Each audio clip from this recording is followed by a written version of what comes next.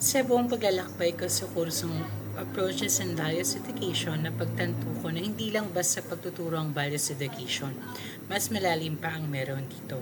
Nakaugat ito sa paghubog ng karakter, pag-unawa ng iba't ibang pananaw, at paglikha ng isang ligtas at makataong espasyo para sa mga mag-aaral.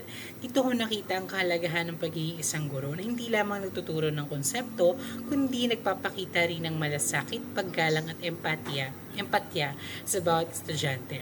Naging malaking bahagi rin ng aking pagkatuto sa aking demo teaching o pakitang turo. Aminin ko na naging mahirap ang proseso ng aking demo teaching sapagkat ako lang ang gumagawa ng lahat mula sa pagbuo ng lesson plan hanggang sa aktual na pagharap sa klase. May mga oras na nakakapagod, nakaka-stress at nakakabigla, lalo na kapag sabay-sabay yung mga inaasikaso ko.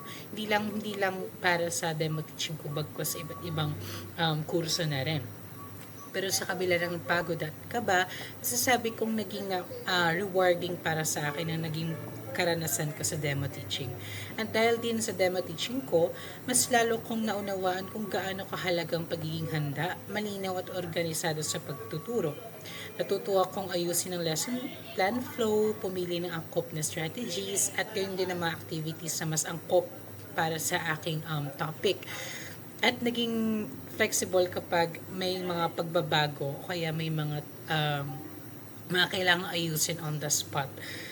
Sa uli, ang pinakamatinding realization ko ay hindi madaling maging guro, pero napakahalaga at napakaganda ng prosesong ito.